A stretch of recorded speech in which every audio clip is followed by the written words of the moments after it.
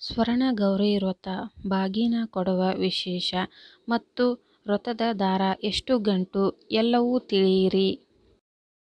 ಸ್ವರ್ಣಗೌರಿ ವ್ರತವನ್ನು ಮಹಿಳೆಯರು ಸಡಗರ ಸಂಭ್ರಮದಿಂದ ಆಚರಿಸುತ್ತಾರೆ.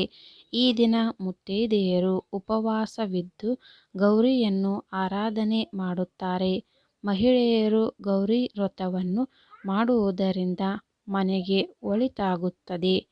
ಗಂಡ ಮಕ್ಕಳಿಗೆ ಶ್ರೇಯಸ್ಸು ನೀಡು ತಾಯಿ ಎಂದು ಬೇಡಿ ಸ್ವರ್ಣಗೌರಿ ವ್ರತವನ್ನು ಆಚರಿಸಲಾಗುವುದು. ಈ ದಿನ 16 ಗಂಟುಗಳ ಪವಿತ್ರ ದಾರವನ್ನು ಕೈಗೆ ಕಟ್ಟಲಾಗುವುದು.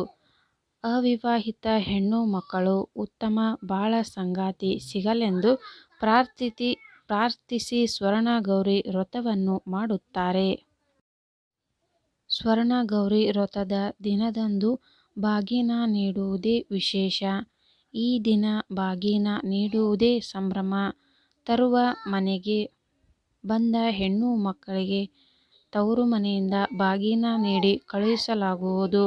ಬಾಗಿನದಲ್ಲಿ ಅರಿಶಿಣ, ಕುಂಕುಮ, ನವಧಾನ್ಯಗಳು, ತೆಂಗಿನಕಾಯಿ, ಓಲೆ, ಕನ್ನಡಿ, ಬಳೆ, ಅಕ್ಕಿ, ಗೋಧಿ, ಬೆಲ್ಲ, ರವಿಕೆ, ಅಲಂಕಾರ ವಸ್ತುಗಳು, ಕೆಲವರು ಸೀರೆ ಕೂಡ ಇಡುತ್ತಾರೆ.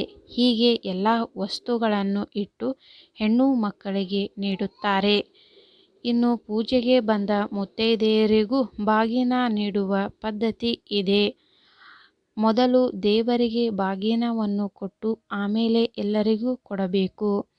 ಈ ಮಾಹಿತಿ ನಿಮಗೆ ಇಷ್ಟವಾದಲ್ಲಿ ಒಂದು ಲೈಕ್ ಮಾಡಿ ಹಾಗೂ ಸಬ್ಸ್ಕ್ರೈಬ್ ಮಾಡಿಕೊಳ್ಳಿ.